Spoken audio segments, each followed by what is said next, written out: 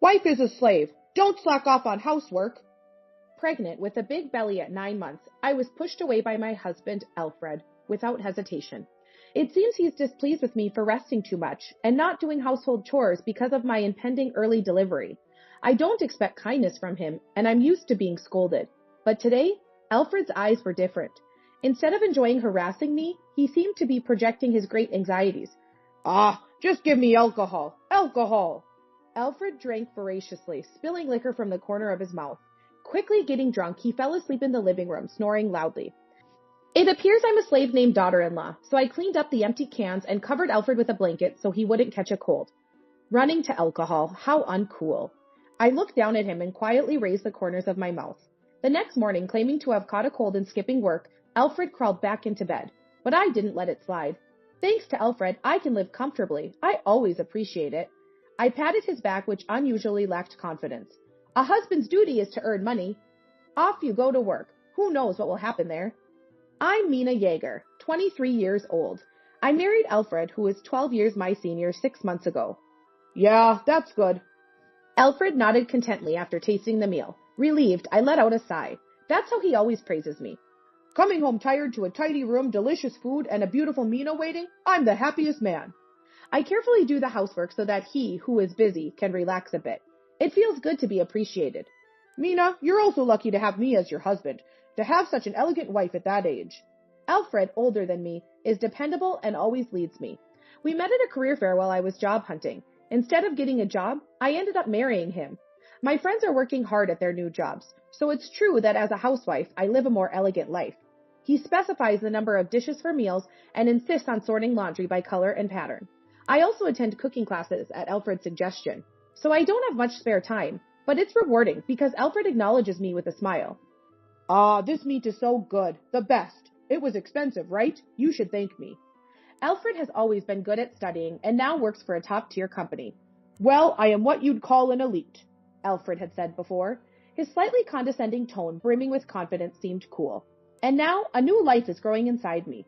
I believed our home would become even happier. The distortion began around the 3rd month of my pregnancy. 1, 2, 3? Only 3 dishes? That's odd. Am I so tired that I'm seeing this? Alfred counted the dishes in an exaggerated manner. I'm sorry, I haven't been feeling well. And? And I started having morning sickness. I can't move as I want to, and the smell of food makes it hard to cook. Alfred listened to my story without moving a brow. I wanted him to understand my pain, but it felt like I was just making excuses. Ah, I see, he said, nodding slightly. Imagine this, Mina. We go to a restaurant. The chef says, sorry, I'm not feeling well, and only serves an appetizer. Is that acceptable? I shook my head slightly. Next, we go to a play. The leading actress says, sorry, I'm not feeling well, lies on stage without makeup, and does an act. Is that acceptable? I looked down and shook my head again. Right, it's not. That's negligence of duty. If I were a customer, I'd be furious. But what you're doing now, Mina, is just that. Alfred peered into my face, deeply bowed. Am I supposed to take care of Mina like a pet? If a housewife doesn't do housework, what's her worth? You're just planning to leech off me, aren't you? I'm sorry. My voice was barely audible as I apologized again. How ugly. Imagine how I feel having a gloomy wife like you in front of me. And why are your lips blue? Can't you at least put on lipstick? Makeup is a woman's manners. Even as a housewife disconnected from the outside world, don't neglect that. I'm sorry. I don't know how to make him understand the pain of morning sickness. I was just managing not to vomit with no energy to argue. All I could do was apologize. After this, Alfred changed. When he returned from work, he would sigh heavily. Wow, did you even put on makeup? Yes, maybe it's a bit light. So your ugliness seeps through, even with makeup. You look like a tired old hag, even though you're still young. Alfred ran his finger over a shelf, blowing away the dust. Then, soon after starting his meal, he frowned, setting down his knife and fork. Tasteless. Eating while looking at your sad face makes even the finest cuisine unpalatable. I'd rather eat at a deli. It's 100 times better. With that, Alfred left the house. The meal I prepared while fighting nausea was left almost untouched. Gradually, Alfred's return home shifted to late at night. He didn't want to see my ugly face, nor eat my tasteless cooking. Morning sickness means you can just laze around all day. Pregnant women are lucky. Well, I'm grateful to have to eat out because our home is so uncomfortable now, Alfred said. This wasn't the happiness I had envisioned. No matter how late it was, I always greeted Alfred when he came home. That was all I could do, so I did it desperately. Alfred wouldn't even touch my slightly swollen belly. Instead, he avoided me with a look of disgust. Welcome home. There was no reply, just a click of the tongue. He swiftly passed by, his scent provoking a strong wave of nausea. When cleaning his clothes, I tried to hold my breath. The smell was unbearably bad. I never minded Alfred's smell before. Is it the pregnancy? No, it's not just that. I picked up his suit, grimacing at the scent. From the pocket of the discarded suit, I pulled out receipts, coins, and crumpled tissues. I smoothed out the crumpled receipt. Alfred had said that deli food was better than mine, but this was a receipt from a casual French restaurant. For two? Who did he take to such a fancy place? The reliable Alfred I loved was gone, I realized. The suit carried a sweet perfume scent. I couldn't help but notice the shadow of another woman. But for the sake of me and the baby, I needed Alfred. I crumpled the receipt again. It's my fault for being cheated on. I'm the one with a gloomy face, unable to properly do housework. After giving birth, I'll be free from morning sickness and my heavy body, and I can return to my housework. And with a cute baby, Alfred's heart will surely come back to me. I just have to endure this for now. Sunday morning, Alfred woke up leisurely. Since he sat at the breakfast table for the first time in a while, I prepared breakfast. I smiled a little and handed him a plate, but he grimaced. Ugh, look at yourself in the mirror. I had already done my makeup and changed clothes. I thought maybe my mascara had smudged, but that wasn't it. No, you've gained weight. Not just your face. Your whole body shape has changed too much. My face instantly heated up. I don't usually talk back, but this time I couldn't help it. It's because the baby in my belly is growing. No, it's not just the belly. Your whole body has become sloppy. Your backside seems to sag, and your back is round. Give me a break. Your only asset was your youth, but looking like an old hag ruins that. Alfred sighed and lazily drank his coffee. Where did my young, cute Mina go? Alfred scrutinized me from head to toe. Do you know why I married you, Mina? Because you were young and cute. That's it. And you were obedient and domestic. The perfect wife. But what about now? You don't do housework, and you've let yourself go. It's like fraud. I opened my mouth, but no voice came out. Alfred, becoming more emboldened, berated me further. Youth fades away, and I regret choosing something so fleeting. I thought Mina, who respected me, was cute at first, but I guess independence was also necessary. I once wanted to be employed and independent, but it was Alfred who strongly opposed it. You don't need to work, just marry me. At work, there are people who take maternity and parental leave. They don't whine about morning sickness, they work normally. And recently, a single mother joined. Impressive, huh? Raising a child alone. That's what being a working adult is. Understand? As he spoke, nausea overwhelmed me. Unable to hold back, I rushed to the bathroom. His words pierced my back as I left. Running away. Must be nice not having responsibilities as a housewife. No matter how much I vomited, the sickness didn't subside. Eventually, Alfred stood behind me. Seeing me crying and suffering, he just scoffed. Disgusting. Without Alfred, my unborn child and I couldn't survive. I had to endure. I repeated this to myself over and over. My tears wouldn't stop. Underestimating me, Alfred's attitude worsened by the day. Late night returns were still better than his repeated overnight stays without contact. Yet he'd say, even if I might not eat it, you should prepare my meal. I work hard and wear myself out at work. Don't slack off on your simple housewife duties. On such days, he'd still leave restaurant receipts for two in his suit pocket. Enjoying lovely dinners with someone else and then coming home to torment me was insane. But I couldn't live without Alfred. I chanted this unconsciously, but stopped as my belly tightened. Soon, the pain eased, and I felt a push from inside. The first kick. I, too, am becoming a parent to this child. I can't just rely on Alfred. It was the moment I felt parental responsibility. But working and becoming independent during pregnancy was difficult. I did housework without upsetting Alfred and took care of him when he returned, saying, "Welcome back from work." With my morning sickness easing, I could manage more housework. Please, enjoy your meal. You actually made food? As a wife, that's expected. But you must be lazing around during the day. I'm working so hard. How I envy you. I wish I could be pregnant too. Thank you for everything, I said, eyes downcast. Alfred looked down at me with satisfaction. Although he still seemed to enjoy himself outside, things were superficially peaceful. But this peace didn't last long. I developed a condition that threatened preterm labor. I avoided hospitalization, but had to rest at home, unable to even do minimal housework. I just lay there, passing my days looking at my phone or tablet. Fortunately, Alfred rarely came home, which was a relief. I even thought it was better that he didn't care about me and just enjoyed himself. However, when he did come home occasionally, he would berate me terribly. You're sleeping again? A woman who just sleeps all the time being a wife. I really drew the short straw. Just eating and sleeping? You're no different from a cow. Strange. Did I marry a cow? No matter how much he insulted me, the fact that I was just sleeping made me apologize with a sorry. If I stayed quiet, Alfred would be satisfied. But one day, that suddenly changed. It was the final day of my 9th month of pregnancy. The next day I would reach full term and the bed rest would finally be lifted. Alfred, who unusually came home in the evening, started yelling at me as soon as he saw my face. I quickly hid the tablet I was holding in the cushion. You're slacking off again. I'm working hard outside. Ugh, it's so frustrating. He threw his bag on the floor. Startled by his yelling and the loud noise, I shrank back. Grabbing my chest, Alfred accused me. Who do you think enables you to live? I'm not working to feed a lazy person like you.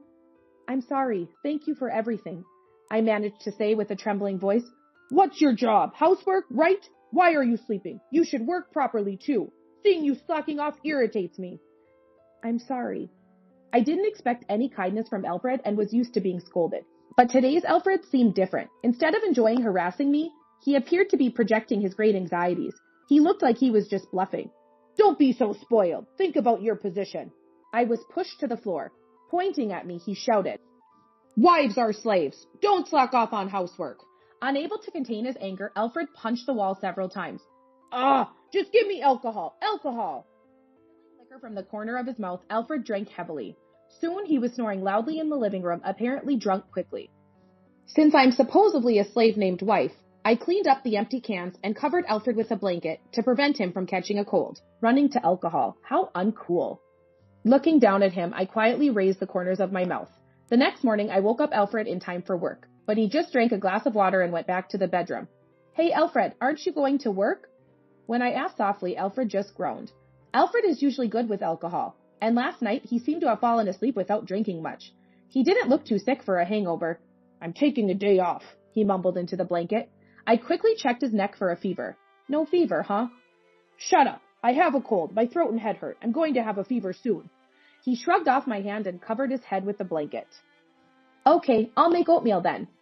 If my husband claims to have a cold, it's my duty as a wife to make oatmeal. I quickly prepared it and offered it to Alfred. Eat this, then go to work. What? I said I'm taking the day off, he replied energetically. No, you can't. Faced with my smiling self, Alfred frowned frozen. Last night I cleaned up the living room he had messed up, being mindful of my health. Though feeling heavy, I was working as a wife. So I wouldn't allow Alfred to skip work. I do the housework, Alfred works. Thanks to you, I can live. I always appreciate it. Alfred fell silent, looking puzzled. I patted his back, which seemed to lack his usual confidence. A husband's duty is to earn money. Then I forced him to get ready and headed to the station, pushing him onto the train. I held onto his arm to make sure we didn't get separated. Come on, we need to hurry so you're not late. What? Why are you even coming with me? You said you're feeling bad, right? I'm worried, so I'll come too. Plus, I'll do some shopping near your office. Don't mind me. I intended to make sure Alfred didn't skip work and pretend to go to the office. I'm not feeling bad anymore. You can get off the train. That's good to hear, but I said I'm going shopping, right? Why go so far? You can shop near home. In the crowd, Alfred seemed too drained to yell. Making unnecessary detours and walking slowly, he seemed off. Despite his futile resistance, we arrived at his office. We were a bit past the start of the workday. Worried about Alfred's tardiness, a man came out to greet him at the company. Hey, Jaeger, you're late. Executive hours, huh? The man was older than Alfred. Alfred was completely cowed. The man's mouth smiled, but his eyes were sharp and intimidating. Once caught by those powerful eyes, there seemed no escape. He firmly grabbed Alfred's arm as he tried to back away. Get inside, quickly. Alfred looked terrified, as if being dragged into a den of beasts. Seeking help, he reached out to me. Mina. Please work hard, I smiled kindly. Alfred was shaking, unsettled. Mrs. Jaeger, right? Thank you for bringing Jaeger here. We have an important discussion. Would you like to join us? Yes, of course. In the conference room, Alfred tried to make himself as small as possible in a pipe chair. The man introduced himself as Alfred's direct supervisor. There was also an older man showing clear anger. And a sulking woman. Jaeger, anything to say? The supervisor asked in a low voice. Alfred looked down in silence. If Jaeger won't speak, let's talk about what we know. Despite having a family, you've been quite close with Miss Simmons from your department. Miss Simmons was the sulking woman. The company doesn't usually reprimand an employee's affair, but first, how about apologizing to Mrs. Jaeger? Alfred glanced at me, biting his lip. With pride as high as Everest, Alfred couldn't possibly apologize. An affair? What are you talking about? I have no idea. It must be a misunderstanding. Alfred's voice was barely audible, trying to defend himself. No one believed his words. Then look at this. I presented several photos. Pictures of Alfred and Miss Simmons intimately close. What? Alfred was astonished. Looking back and forth between me and the photos, he seemed to ask how, making me almost laugh. Yesterday, everyone at work found out about your affair, right? You came home like you were fleeing. I wondered what you'd do the next day and beyond. How long were you planning to skip work with that childish lie about catching a cold? Alfred's eyes widened so much they looked like they might fall out. I was the one who reported your affair to the company. Alfred was speechless, opening and closing his mouth like a fish. Alfred was hardly ever home, and I couldn't get out of bed even if I wanted to. So I had plenty of time to sneak a look at his tablet. It took some effort to crack the password, but it turned out to be his birthday. Typical of self-loving Alfred. The tablet, synced with his mobile phone, had unlimited access to photos and messages. Completely underestimated by Alfred, I was getting the better of him, his face turning red. He spat at me, not caring that we were at his workplace. Are you kidding me? You involved the company over a mere affair? I just reported it since the other party seemed to be a colleague. And you think you'll get away with this? Now that the affair is out, I'll face a pay cut or demotion. You realize that means less income, right? Even you'll be in trouble, especially with a baby on the way. Using the child as leverage now, when he never showed interest, was despicable. But I remained calm. I acted precisely because the baby is coming soon. Wives are slaves, right? I can't imagine this moral harassment stopping once the baby is born. I don't want to raise a child in a home where it's normal for the mother to be abused. No chance a moral harasser and cheater like Alfred will change and become a good dad. We don't need a dad who's a detriment. I want a divorce before the baby is born. Alfred, rejected by a wife, no, a slave, was frozen again. I always thought Alfred was a confident and composed adult, but under pressure, he couldn't even make a decent excuse. The disparity from his usual cool demeanor was pathetic. It's only natural Mrs. Yeager would give up on you. Now, let's have our discussion. An older man spoke up. I wasn't the only one unable to forgive Alfred's slump. Why is Mr. Simmons, the COO, involved? This is overkill. Alfred muttered with a tearful, bitter expression. Mr. Simmons, the COO, was expressing an unusual amount of anger for just an employee's affair scandal. You dare to mess with my daughter. What? Alfred exclaimed in shock. After looking around, Alfred realized, Simmons. Wait, Miss Simmons' father? Yes, Mr. Simmons was the father of Alfred's affair partner. I couldn't just settle for a divorce. I reported the affair to the company. I thought Alfred deserved a pay cut or the cold shoulder from everyone. That was all I intended. But when I got Alfred's supervisor on the phone, even he sounded shaken. You're doing this with your wife in her final month of pregnancy? Mr. Simmons' angry voice echoed. With no choice but to respond, Alfred quickly apologized profusely. I'm sorry. I'm so sorry. My daughter knew you were married and yet got involved with you. I'm deeply disappointed in her. Truly sorry for what she did to your wife. Miss Simmons, it turned out, was the single mother Alfred had once mentioned. Perhaps Alfred, fed up with me, a useless housewife, was drawn to her, managing both work and parenting. But in reality, Miss Simmons had given birth unmarried and left the child rearing to her mother while she went out. That's why Mr. Simmons had used his connections to get her a job, wanting to keep an eye on her. She was still somewhat neglectful of her child, but surprisingly, she attended work diligently, which had reassured Mr. Simmons. And to think, it was all for meeting Alfred. The thought was unbearable. I'm sorry. I've broken up with Miss Simmons. We're completely over. I'm so sorry. Alfred was just frantically apologizing. Yes, my daughter told me it's over. Mr. Simmons confirmed, gripping Alfred's head. How come scum like you with no value in passing down your genes always seem to have such strong reproductive capabilities? An apology won't cut it. You may have broken up, but your crime doesn't disappear. My daughter was pregnant after all. Alfred collapsed to the floor, as if his bones had turned to jelly. It's not true. There's no child. It's okay. His feeble denial only ignited Mr. Simmons' fury. Of course not, because you persuaded my daughter to have an abortion. Sorry. Alfred, receiving Mr. Simmons' punch, cried out for mercy. Even as Alfred looked up for help, Mr. Simmons was completely enraged, with the supervisor and Miss Simmons turning away. Miss Simmons had wanted to have a child with Alfred and marry him, but after being forced to abort, she came to despise him. Miss Simmons was selfish for having an affair, but Alfred, who toyed with her, was the worst. Only I met his gaze, and Alfred accused me. Mina, it's cruel, too cruel. Yeah, it is cruel. Alfred is. Having accomplished my purpose, I left the conference room. Stepping into the corridor, the onlookers scattered. Seems like there had been rubberneckers. There's probably no place for Alfred in the company anymore. Alfred's screams echoed from the conference room. After that, Alfred and I divorced. I always thought about divorcing you. I just pitied you and endured. Pretending to be strong until the end, Alfred was easily divorced. And the company's decision was to fire him. He was expecting a pay cut or demotion, but the punishment was more severe. A normal person might resign after such rumors spread, but prideful Alfred clung to the top-tier company. He struggled to accept the dismissal, protesting vehemently. Actually, I had submitted various evidence to the company. Frequent messaging during work hours was just the start. Claiming to be on outside appointments but frequently resting in hotels. Even worse, he charged those expenses to the company. There was no room for defense. After splitting with Miss Simmons and losing his job, Alfred came back to me. Despite already being divorced, I wondered what face he would show up with.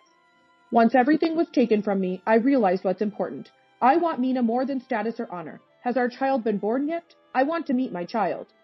I heard that Alfred's parents were furious with his foolish actions and had disowned him. They had looked forward to embracing their grandchild only to have their hopes shattered. A jobless middle-aged son returning home certainly wasn't a joy.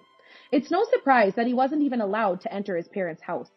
Unable to rely on his parents, Alfred moved from his expensive apartment to a cheap one. His pride hindered his re-employment efforts. He had to pay compensation to both Miss Simmons and me due to the divorce proceedings, leaving his savings nearly depleted. I felt no sympathy. Lonely enough to seek out a slave like me, that's how alone he was. My child? What are you talking about? My child never had a dad from the start. Better to proudly say, there's no dad, than have such a man claim the title. Perhaps taken aback by my firm stance, Alfred left, deflated. I'm now living with my parents. When I decided to marry Alfred, they worried about my young marriage.